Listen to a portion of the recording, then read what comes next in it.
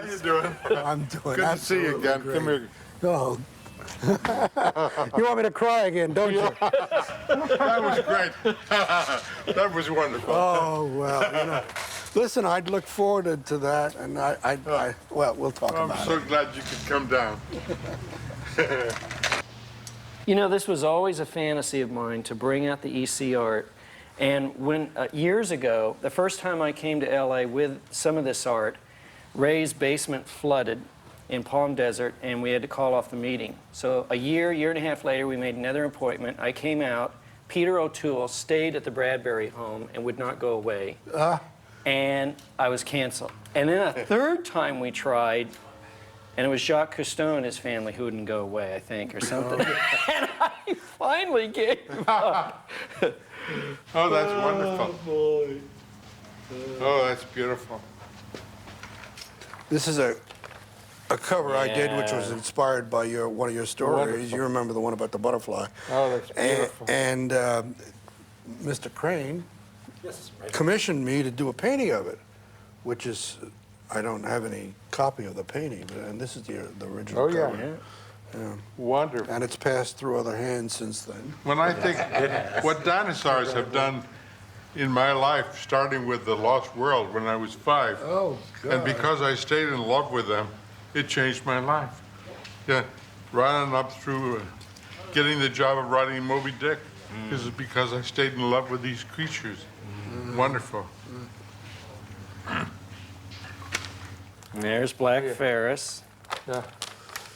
And this story, of course, resulted in the novel Something Wicked This Way Comes. Yes. And, The play, Yes. which is, we're going to see. So when this was published, it was before I wrote the book. Boy, that's right. I did an adaptation for Gene Kelly. I did a screenplay of this story and gave it to Gene Kelly. And he says, by God, this is my next film. And he said, can I take it to Paris and London and try to get the money? And I said, take it. So he came back a month later and he says, I'm sorry, I couldn't get the money. So I sat down and wrote the Black Ferris into my novel, Something Wicked This Way Comes. All because of, well, beginnings with the carnivals and things like this, and Gene Kelly. My Well, now, boys are I- 6 and 8 now, and they're perfect for seeing this. They haven't seen the movie yet, but When I did the adaptations, you sent me, well, first you started off by sending me 2 of your collections, The Illustrated Man and the Martian Chronicles. And then you sent me The Golden Apples of the Sun. And then you sent me Dark Carnival. That's right. And I sent them back to you after we'd done almost 20 or so for you to sign them for me. You kind of backed off on Dark Carnival. You said, like the rest were, oh, great, I love this and I love what you did with them, but I wish the heck I brought it. I should have brought it. I don't know whether you'll ever remember it, but you said something about this was, I'm paraphrasing, this was exercises in letting out some of your feelings. That's right. Yeah. and demons. Yeah. Well, God, we lived through a lousy time, didn't we? I mean, you had to quit us because everything was going up in smoke in terms of the fear and the McCarthy period. panicky. Sure. Well, Oh, not McCarthy, but the comic books and Wertham. And Well, all that Dr. Wertham, yeah, he was terrible. And then 20 years later, he recanted. Yeah, And said yeah. he was sorry he had done that to you. Well, he was And because they Do you already know he did they it? already were telling they were already writing about what an ass he was, And we one of the first stories that I did, he said every incorrigible child that I ever treated in my Harlem clinic read comics. Sure. Comics is what did it. Yeah. And when I first took over MAD, I said, milk is ruining our children. I had this German psychiatrist who said every incorrigible kid that he treated drank milk. And then I did baseball is ruining our children. I did it twice. Al, do you know that Wertham did a book about fanzines? Yes, I know. Yeah. Back in because he later wrote on. to me. He wanted information on Squatron. It came out. It's really rare. I just found one last year in a big science fiction collection. I hadn't had it in 20 years. But the interesting thing is, I think if he would have stayed around longer, the biggest thing that would have shocked Wertham was he said, you know, comics have no culture because there's nothing written about them. There's nothing published. We could take him in a room this big today and show him books and histories about comics that come 3.5 feet off the floor. Of course. He would be stunned. Oh, yeah. Well, he began too late. Too late. And I remember being quoted, calling him all kinds of names. And not just ass either. Listen, he put me out of business. I mean, I suffered for a while until Harvey Kurtzman made the mistake of asking Bill for 51% of Mad, and he said, "You're fired," and he got me to do Mad, and I went back to work for him because Mad Magazine was at the center of our family's life. I got it every issue for my daughters for years. And I got a whole bunch up and down in the basement still. You know what my biggest, Oh, sure. what my biggest problem is? Where did these kids go that I was teaching them about the world and or orient them in what's going on? Where did they go? They're right here. Some of you are here, but some of them, I mean, the majority, 70% approval of like the war in Iraq. Where the hell did they go? Yeah. Oh, they're around. I mean, it's a mixture, isn't it? It's a crazy world we live in. Oh, yeah. And I've tried to keep myself independent. I hate knee-jerk Democrats and knee-jerk Republicans. Stay in between. Yeah, right. Then you can kick them both in the butt, huh? Right. Well, I told you at the San Diego convention, you were the creator of the virtual realist writing. I had a big problem when Bill Gaines said, you know, Ray wrote, we got caught. We were stealing his stuff, but he's giving us permission to adopt the stories, and I could do it right from the original and try and capture it all. I had a big problem, and my problem was I had such great reverence for your writing that I wanted it all in there, and because it was just so great. What can I tell you? And your stories that I adopted are really quite truly accurate in terms of the only thing that I may have done was reach into the story for the splash. Sure. Because we had this format of a splash. Yeah. And I just reread that part in Grant Geisman's interview with you where you said, you know, it goes from a book to a movie, or it goes from a book to a comic book, and your job was to seek out that splash. And it was. You said it there, and so you would move a sequence possibly further into the story. Only the splash. After that, I went through the narration the way he wrote it because I didn't want to screw around with it. You're the next step between the story and the motion picture. So the good motion pictures make up comic strips. What they put on the wall, what do they call them? Storyboards. Storyboards, yeah. Right, And, yeah. And then the Hitchcock all the time, storyboards like crazy. And well, I had an advantage in adopting your stuff to this comic book media that the movie producer and the TV producer and even the theater producer does not have. And that is that I have the advantage of this being a combination medium, pictorial and words, your words. I got your words. Oh, yeah. They can only infer your words. They can only reinterpret what your wonderful metaphors, your descriptive passages, these, you know, fantastic, you know, well, it's there. Your wonderful writing. Yeah. It can't come into the movie as it is. It can only be interpreted. That's right. The weakest part of my adaptations of your stuff was the artist. That's true.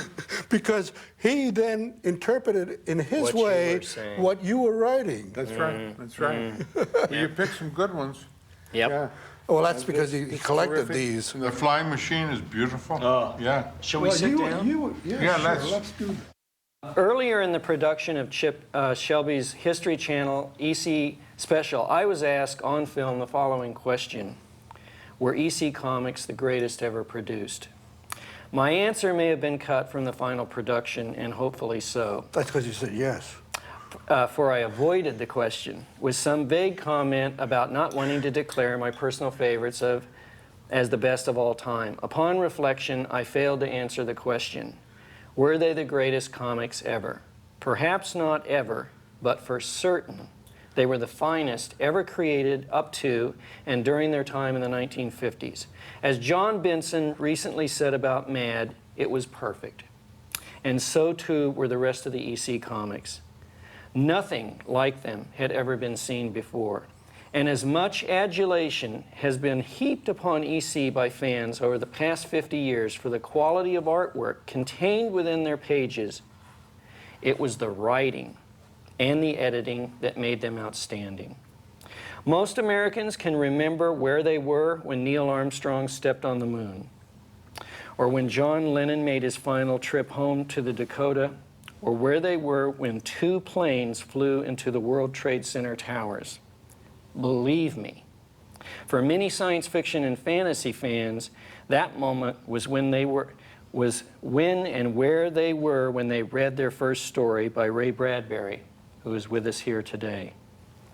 For myself, I must confess that as a young child, the very first stories I read of yours were in the EC comics that were adapted by Al Feldstein.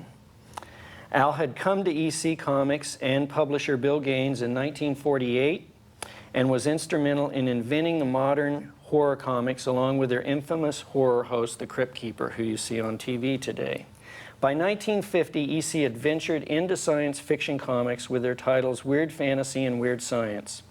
And when, by chance of circumstance, the meeting between EC and Bradbury developed into a solid partnership, the task for adapting Bradbury's fiction into comic book format fell upon Al.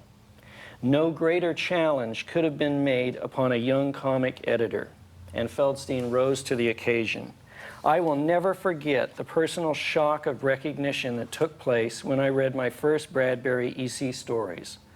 All of the emotional complexity, the daring imagination, and the unbounded enthusiasm of Bradbury's original short fiction had been bottled up and corked as the finest wine a child could ever taste. As if I had encountered my first ever bottle of dandelion wine, I drank deep, long, and the aftertaste has never left my heart and mind. So explore with us today for a short time the magic of this experience as we interview the 2 men responsible for all of this great comics history. We're going to look at some of the original artwork that Al Feldstein did in the 50s for the covers to some of Ray's comic adaptations. We will also see the interior finished stories by Wally Wood, Jack Davis, Bernard Krigstein, John Severin, and Bill Elder as we explore the creative relationship between editor Al Feldstein and author Ray Bradbury. So let's jump off. Terrific. One of the things I wanted to say to the audience is I think for young people viewing this, I think it's very important to remember that Ray Bradbury and Al Feldstein are self-made people. They didn't go to college. They didn't have vast gifts heaped upon them as children. They are children of the Depression. Both of them struggled to become the people they did, and they did it in incremental steps. I was lucky to catch him when he was struggling.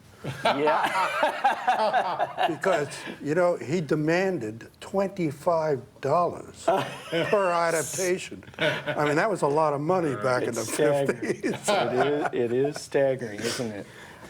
Al, you were saying earlier that almost after your writing was done, the artist would take a step away, and I know between you and Bill, you would choose artists for certain stories. When the Bradbury stories came up, did you see certain people doing them from the titles? The same way that I was working with the regular ones.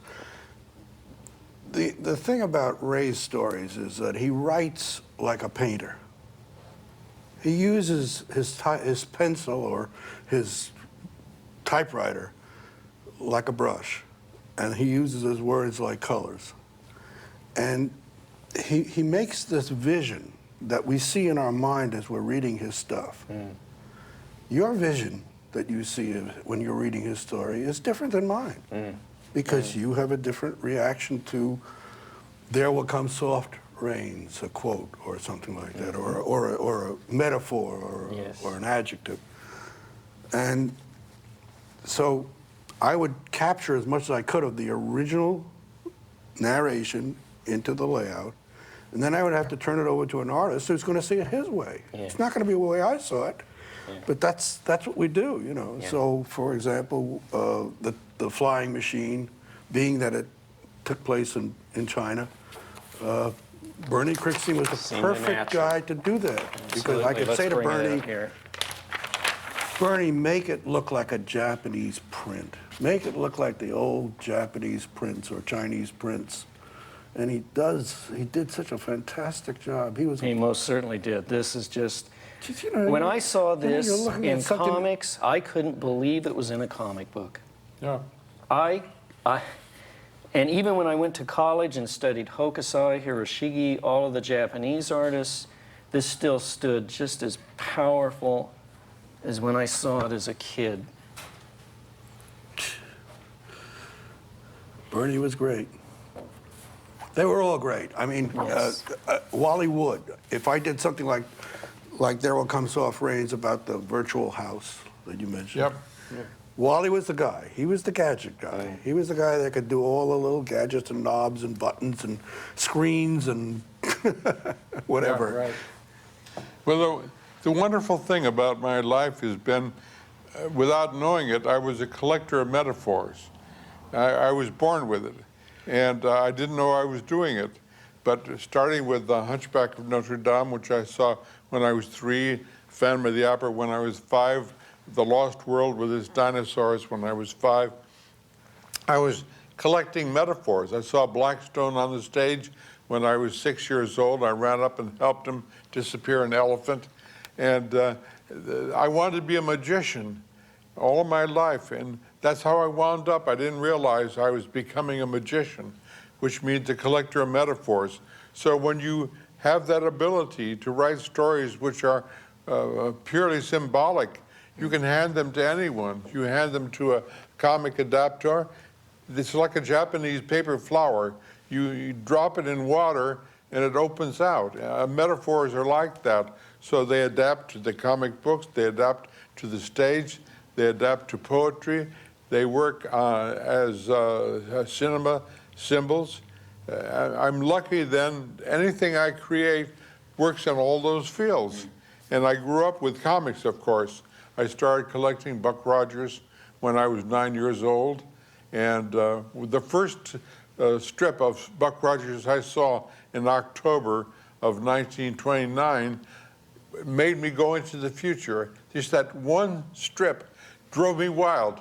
And I began to collect Buck Rogers, and the kids in school made fun of me because I was collecting comic strips. And I listened to them, and I tore up my Buck Rogers comic strips after 3 weeks. And 2 days later, I broke into tears, and I said, why am I crying? And I answered myself, you've torn up the future.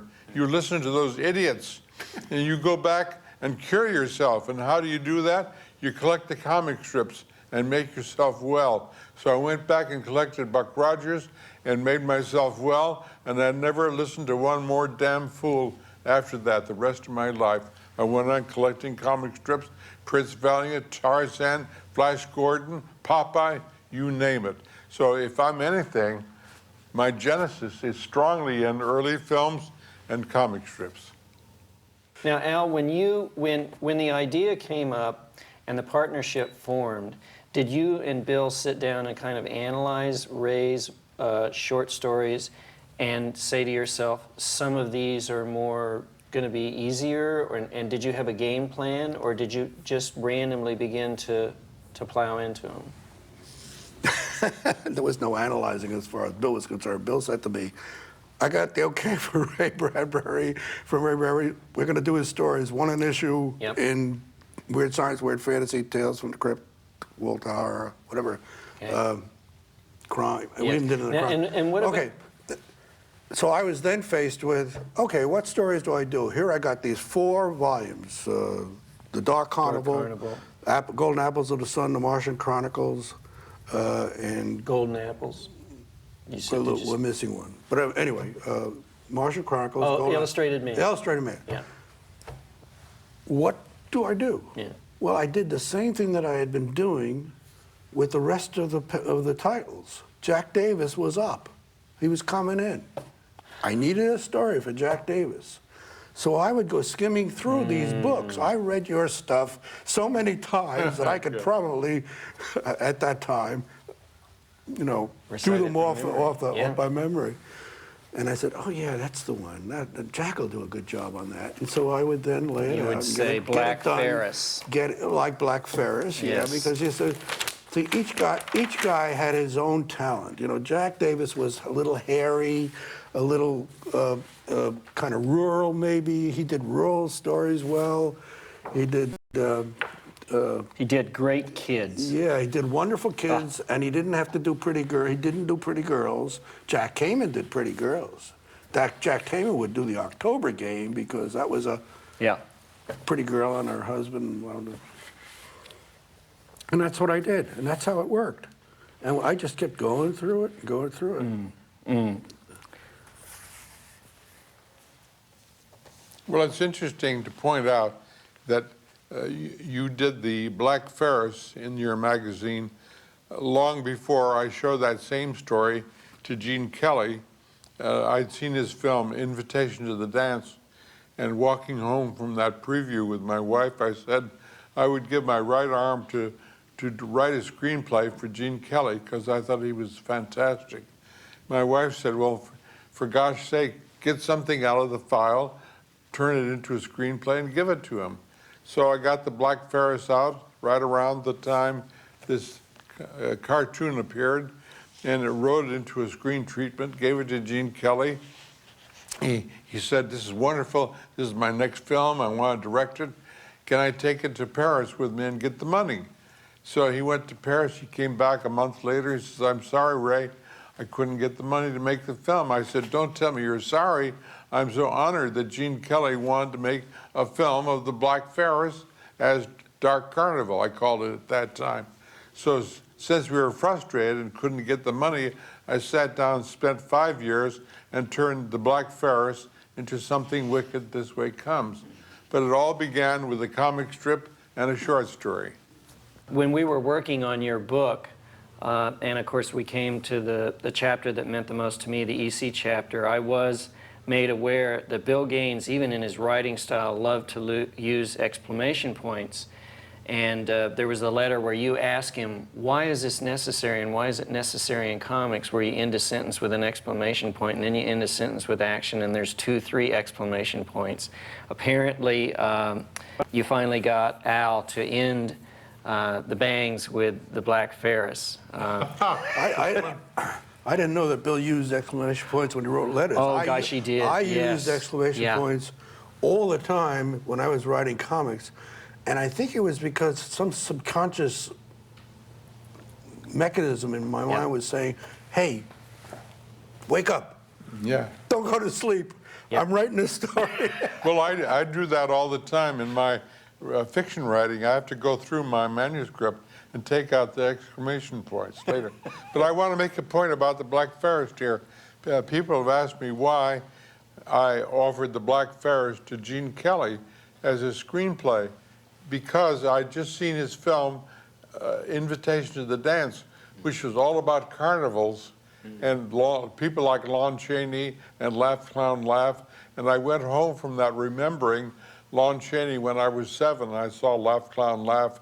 So I looked for a story in my file that was somewhat similar, and Black Ferris was the perfect answer. How come you didn't offer him There Will Come Soft Dancing in the Rain? Very good.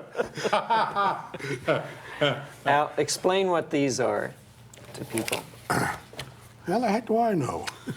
These are silver prints. Now, when this artwork was delivered, in order for it to appear in a comic book, it had to be photographed. So the page was sent down to the engraver.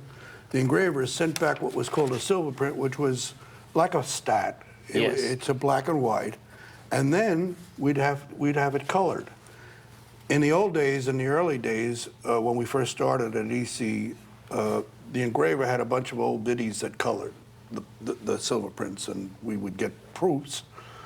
without any input as to what we wanted and how we wanted it colored. Now, I noticed in Ray's files at his home that he had several silver print stories, so it's my instinct you maybe sent these out in advance to him to let him see what the stories Bill were going might to have be done like. that. Yeah. Don't say me, because Bill kept Ray and I separated. Yeah, yeah.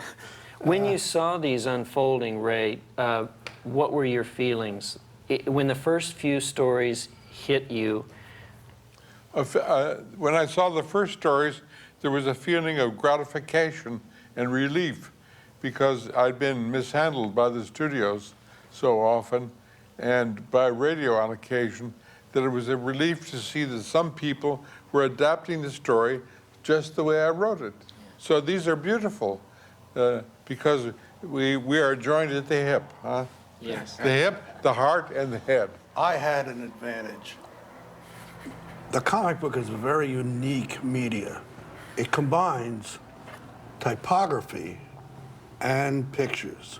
There's no other media like that.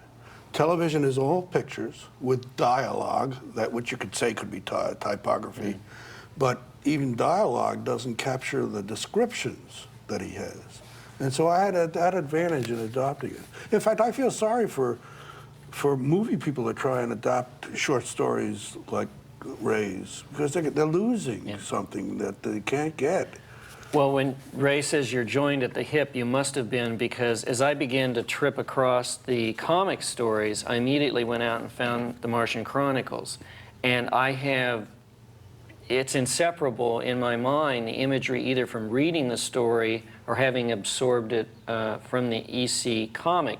But what I do know, beyond the shadow of a doubt, is that these were highly emotional, that you kept the spirit of what he was doing, and I've actually cried reading something like the Long Years the first time I read it in the comic, as well as I would have when I read the short story. So to me, you did keep the essence of his work in this medium, and the crossover is... I had great reverence for this guy's writing. You don't change the Bible, you know.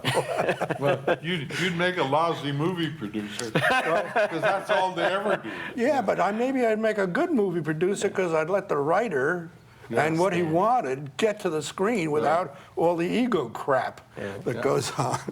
To show you my interest in comic strips, during this same period, the early 50s, I wanted to have my own comic strip in the newspapers. So I wrote a script called The Star Wilderness, illustrated by Joe Mangiani, based on the Martian Chronicles. Yes. We did 4 pages as big as all this. He did wonderful adaptations.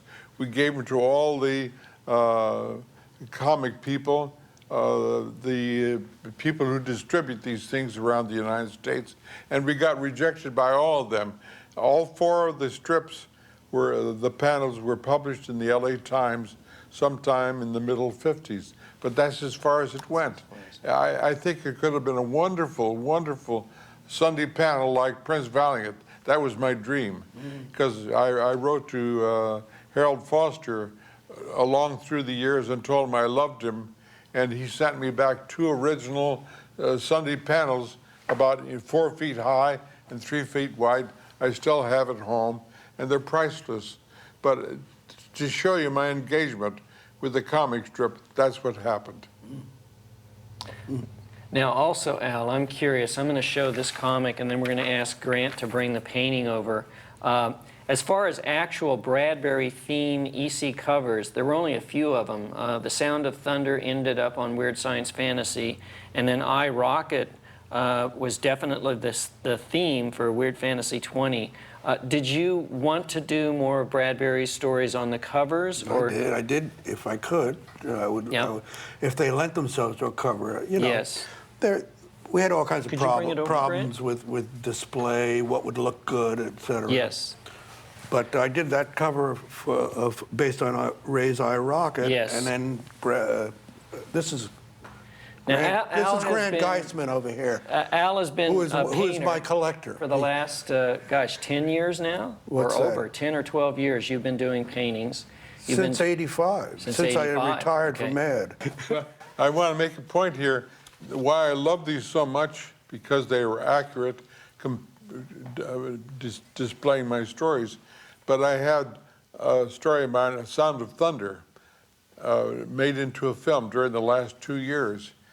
It's a story of a time travel group in the future that go back in time to hunt dinosaurs. And one of the men inadvertently steps on a butterfly and changes history. Well, we were a year into production 2 years ago when my director suddenly said to my producers, why don't we get rid of the butterfly? And See what I mean? That's what I'm telling you. that's Hollywood production for you. And my reaction was, fire that man. And we fired that director, and we got a new one, and the film was made in Czechoslovakia during the last year, and it'll be out next April. But the butterfly has been rehired. Huh? It's amazing. It's amazing to me how some people can miss entirely what you're trying to do. You know, that's why, as I said, I just worked so damn hard to make sure that I got everything you wanted when you were writing that stuff in your mind onto that paper. Jerry, why don't you talk a little bit about the sort of controversy about having Mr. Bradbury's name on the cover? Absolutely. Okay, yeah. Well, you know, we do want to remember the time, and one of the things that came up in the book that I wrote with Ray last year, and in the correspondence between the letters that took place between Bill Gaines and Ray Bradbury, was it was the middle of the 50s. Bradbury broke out in 52 and 53. He came from within the pages of the pulps, from Weird Tales, and from the science fiction ghetto. He's one of the few authors who immediately leapt into the mainstream. So by the time EC began to adapt his stories into comics, he was also being published in Esquire, Ladies' Home Journal, and there were a few people around him who must have begun to come to you and say, what are you doing with your career? Why are you having these awful horror comics dredge up your old Weird Tales stories? And they confronted you basically with a dilemma, didn't they? They wanted you to... Well, it was a strange period because at the same time, in August 1953, there was a coincidence of these things. Not only were my stories being published in EC Comics, but John Huston offered me the screenplay of Moby Dick. So I arrived in London. What did I see? In Piccadilly Circus, up on the billboard there, The Beast from 20,000 Fathoms. A very cheap movie. It's become an underground movie since, but it wasn't much. It didn't really follow the story well enough. But there's my name, and there's my monster up there on the billboard, and the same time down in the shops, EC Comics, with my name on the front. And I'm trying to make my name as a screenwriter with a great director like John Huston, and I was terrified that he would look at that billboard and look at the magazines and fire me, huh? Say, what am I doing with this cheap pulp writer? Well, it didn't happen. The film came out. It was very successful. The comic strip sold, and we all survived. People like that psychiatrist. Who survived? We didn't survive. Well, EC didn't survive. They died for a while, and then they came back from the grave. Oh, yeah, sure. Absolutely. That's very satisfying. This, all Ray asked was that they take this little block off the cover. So the people who were surrounding him, who were worried about his affiliation with comics, didn't need to see this, but he said, by all means, continue the stories. And I think it is incredibly important to remember that most authors or most people who are beginning to take off in their career would have dropped the comics, but they were part of your love in your childhood, just like your love for the theater and anything else that was there stayed with you all throughout your life. Well, I wasn't courageous, I was just paranoid. There's a difference. And you speak your mind, and you have a love and a fear, but you answer that fear, but you go on with your love. Well, intellectuals have never understood comic books or fantasy. It's still true. The Harry Potter thing during the last year, a lot of intellectuals, liberal and conservative, say it's bad for the kids. And it's always been my idea that the more a kid can fantasize, the more they can survive. That's true for all of us. Yes. Our dreams help us to fantasize and get over cancer, heart attacks, deaths, everything we have to face. And these things help us because, rather than dealing pure reality. I talk to all my movie producer friends. I say, don't do reality on the screen because the screen is so immediate that when you leave the theater, you are destroyed if you're too real. You put reality on the stage where it's off somewhere, distant from you, and it doesn't immediately attack you and destroy you. Huh? So these things help us to survive. And we read them, and we go to bed at night, and we continue the fantasy. Huh? When I was a kid, we had radiators in our house with a little steam valve. And when the radiator would build up steam, it would explode, Right. and Yes. steam would come off. These are just escape valves. That's all they are. They're escape from daily tensions and pressures. To make a point here, I was working for Hector Lancaster 30 years ago. They made a film called The Sweet Smell of Success. At the end of the film, Burt Lancaster, who plays a real son of a bitch, gets off free. His sister walks away from him, but he doesn't get destroyed. I said, you can't end the film this way and let the guy escape because he's such a monster, you have to kill him. Go look at the old Lon Chaney films.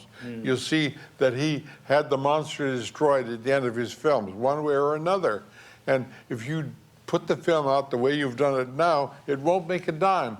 They wouldn't listen to me. They put out Sweet Smell of Success, never made a dime. It's a beautiful film, it's wonderfully made, but the ending is all wrong. I said, this late in time, get some technicians in and do a montage of a hand coming and pushing him off the top of the building, and we see him bounce all the way down, down, down to Tomato Surprise. Huh? And then you've got a film like Lon Chaney's that people will go to. So it functions the same way with the comic strips. We allow people to destroy certain villains in certain ways so that we can go on with our living. Which brings me to the EC snap endings. EC Comics were famous for having ironic snap endings. Were there any Bradbury stories that you thought might have an association with that? I don't remember. I'm trying to think I don't now. remember Ray. Well, of course, yeah, I know the October Country would be a classic some snap idiot ending, turned on the and light. then some idiot turned on the light. Yes. And then we stole the Yes. story and did another thing completely different. I don't know whether you know this. You turned it around to the guy running down. Some idiot Yes. turned off the light Yes. with the razor blades and. Oh my God, yeah. Do you owe me some money now? God, EC owes hundreds and hundreds of authors money. I mean, Well, it's again- amazing. Again, that- I have to admit that Bill Gaines and I are real frauds, because all he did, Bill was heavy. He was overweight. Yeah. And he used to take Dexatrim pills, which you could get over the counter, to cut his appetite. But the idiot used to take him at night just before dinner, so he wouldn't have an appetite for dinner. Yeah. And then he was wired all night, and he thought he had insomnia. So he would read. And he would read, and he would write down these little springboards, he called them, springboard ideas. And then he'd come in, and he's in many interviews, he has said how his stomach was in knots until I accepted one. But he left out one important part. I would accept it because we were writing Jack Cayman's story that day. And I needed a plot that Jack could do. So did did I need an idea for a story that we could take off from an original swipe, but I needed it to fit Jack's style. So that's when I finally said, okay, that'll do. He'd breathe a sigh of relief, but I was doing 2 or 3 other steps at the same time. Al, this brings me to a technical question. Yes. Skip Roten and her husband, they were doing the Leroy lettering. Would these stories go to the artist pre-lettered with your... Yes. So, Everything was lettered. The balloons were in. So they they didn't have the outline around so the if balloons. they hadn't reviewed the story, they could simply review it panel by panel and then begin to ink. So they had the entire story lettered. Yeah, it and was finished. right there. Okay. Yeah, they would read the story for the first Yes. time. Okay. And Then that blank space there was immediately filling with their imagination of wonderful. what they were reading about. And I wasn't going to tell them what to do because I may have seen it differently than them. yes. You know, Yeah. and that's what the huge difference between my editing and Harvey Kurtzman was. Absolutely. Yeah, you gave them the freedom to really use their imagination. And there were people who worked for both of us who have espoused their problems with Harvey, like George Evans, for example. Yes. And but Harvey, I think Harvey wanted to draw them all himself. I think he did. He wanted everybody's. He wanted to be Jack Davis and Bill Elder and everybody else. Definitely. And he couldn't because he wasn't that good. I mean, his own artwork was very unique. You know, when he walked into Mad Magazine, way back, I mean into EC, excuse me, not Mad, EC, way back, he showed us something called Hey Look, Yes. which were a little one-page, One-page sequences. very funny. We were rolling on the floor, peeing in our pants. Stuff that he was doing for Stan Lee. Yep. I hired him. Harvey he said he didn't want to do the horror stuff. He was actually But he did a opposed. few of the stories in the Not beginning. many. I mean, Henry had a Handful. model. Yeah. Yeah. But he wanted to write at the same time. And I said, great, if you can write, you're going to relieve me of that much more pressure. Fine. So he was writing for us. And that's how we got started. And then I suggested to Bill, who was expansive-minded, give him his own books. And that's how he got Frontline Combat and Two-Fisted Tales. Meantime, I was doing the 7 books, and that was about all I could do. And Harvey was furious that I was making 3.5 times as much money as he was. And so he came to Bill and he said, I want to make more money. And Bill said, I can raise you 50% if you do one more book. And then we sat staring at each other, all of us, in a conference. What'll Harvey Kurtzman do for the 3rd book? And I said, guys, remember why I hired this man. He was funny. Why? We're doing adult crime stories, we're doing adult horror stories, we're doing adult science fiction stories. Why not an adult comic book? Not little funny animals, but a humorous adult, when I say adult, you know what I mean? Yes. Mature. Yes. And that's how we got into There this came Ned. idea about him doing a humor magazine. And in part of this, I remember this clearly. I said, hey, you know, the Crypt Keeper calls his magazine, welcome to my EC Mad Mag, Tales from the Crypt. Why don't we call it EC's Mad Mag? Harvey, not being a team player, said, let's call it Mad. Man. Very fortuitous. You know, it's funny also, you're making me think with Kurtzman, when Ray and Bill began to meet and the partnership formed, Ray actually suggested in one of the letters, and I found this extraordinary, he alluded to basically a graphic novel at the Yes, he time. did. Yes, Yeah. he was suggesting that you would do entire Bradbury books, and it's always been my fantasy or question that if EC would have been allowed to go longer, you might have done it, because Kurtzman did special theme Civil War issues. Right. And you know, I did a science fiction one where we challenged the Air Force. Exactly. So I think on the if flying EC would have saucers. lasted long enough, there probably would have been Bradbury issues because they did the long years, they did the Million-Year Picnic, they did sequences which ended up being straight through in the novels with the Martian Chronicles. So it would, I think, if EC would have lasted another 2 or 3 years, you mentioned this earlier, Bernard Krigstein was doing breakthrough work, probably the art form itself would have risen even more. And it's my belief that you would have done Ray Bradbury specials, and there would have been progressive stories. I think that the capitulation of the comic book publishers to the pressure started by the Keefe Harvard Committee and and Frederic Wertham's book was absolute suicide. It pushed the comic book industry into a 10-year dark ages. There was no creativity after that. And it was a time that was very critical that they hang on to this audience because television was coming up. Very true. And they stepped back and let television take over. When they went back to try it again, you know, to kick the code out and try and do some entertainment, it was too late. Well, thank God I was with Mad. Yeah, but it's true. You know, it probably, well, we wouldn't feel the same way we do about EC if it hadn't lasted so short. But then, Yeah, if that's it, true you too, know, yeah. If it had gone on, probably the medium would have matured at a very rapid rate. Well, you mentioned Krigstein, and I don't know if we want to get into that because it's a long and funny story, but I gave Bernie Krigstein a 6-page article to do about someone who sees someone that he knows from a concentration camp and on the subway. And he calls me up after he's taken it home, and he says, Al, I'd like to relay this thing out. Do you mind? And I said, well, like what? He says, well, I want to make it into an 8-page. And by the way, EC Comics went 8768. Is that right, Grant? 8776. 8677. Well, whatever. The point Whatever. is that I had an 8-pager, 2 7s, That's and a right. 6. So what you we- always would have every page of the comic Oh, laid God, out. and I was working with schedules, and I had to meet deadlines and get to the press and everything like that.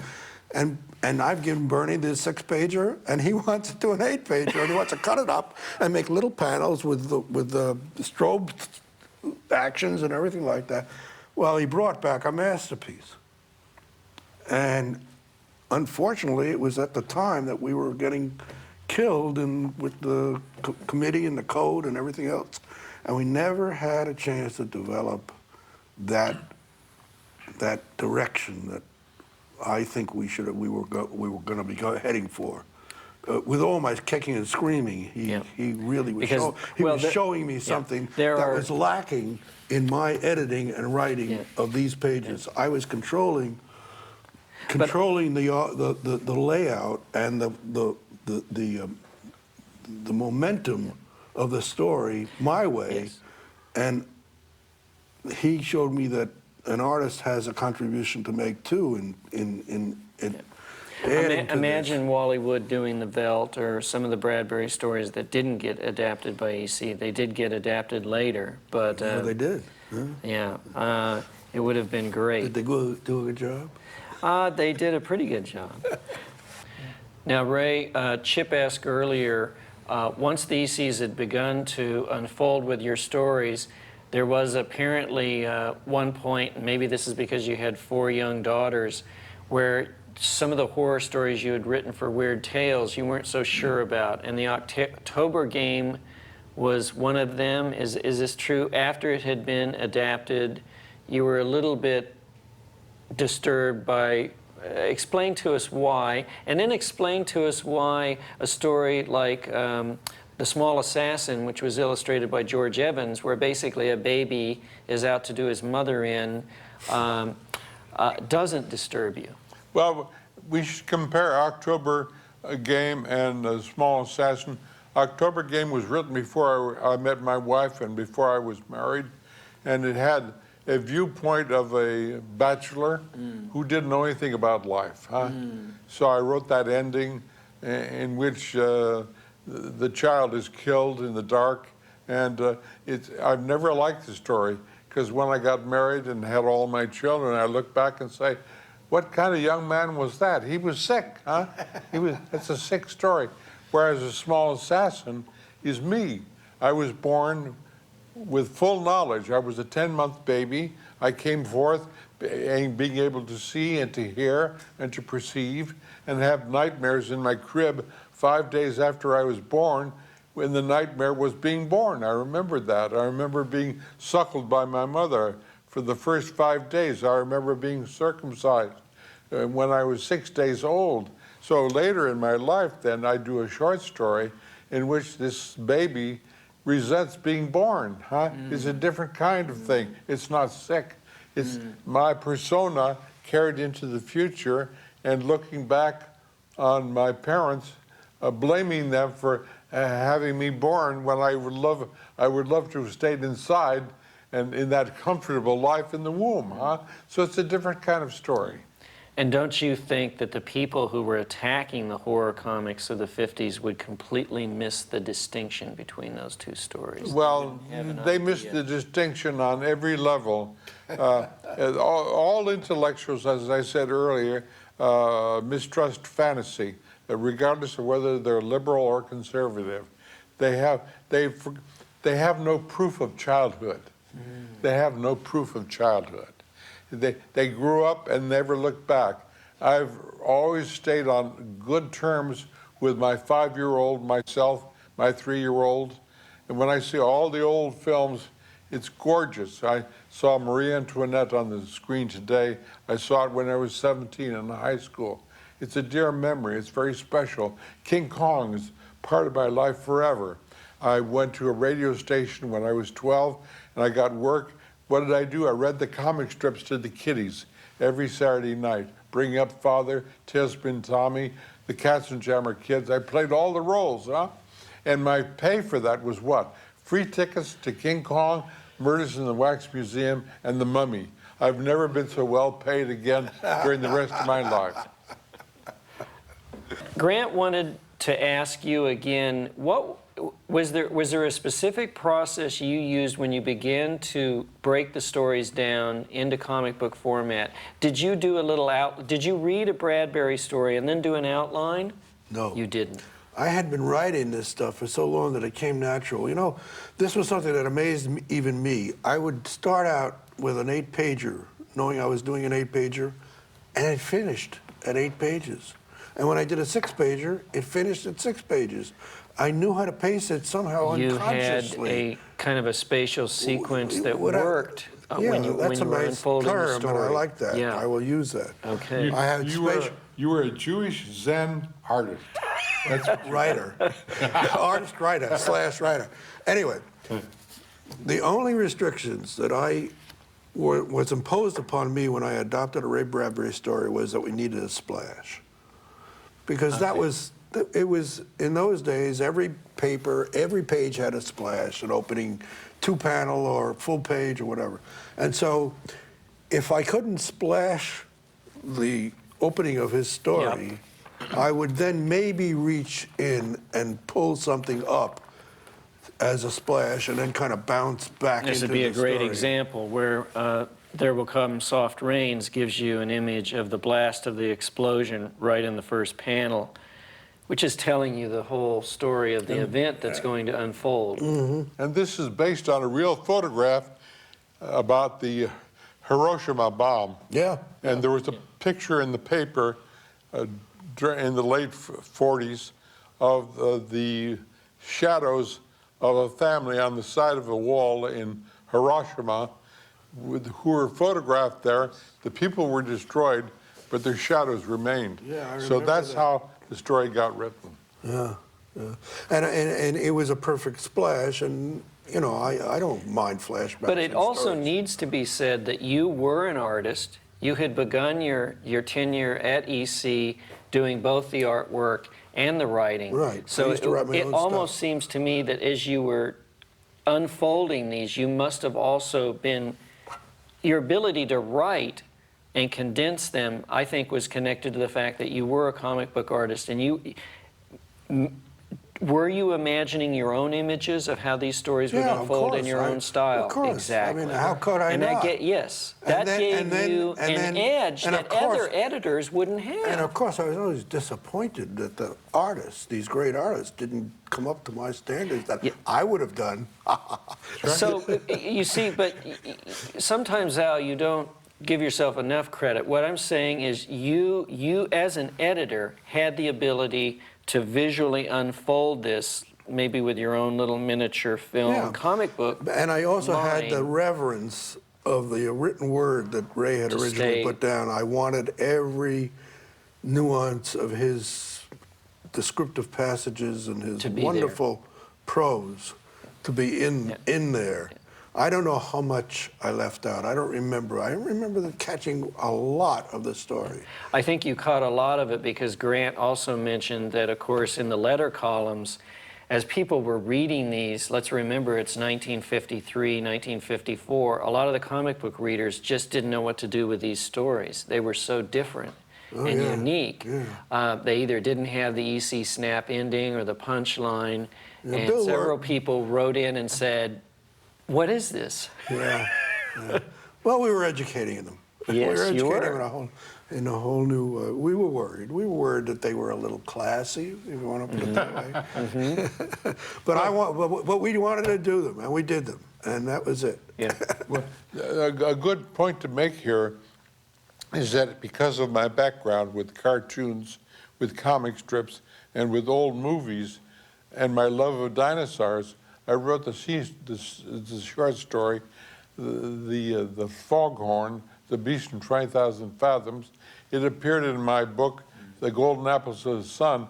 John Huston read that story and smelled the ghost of Melville in it, and it gave me the job of writing Moby Dick.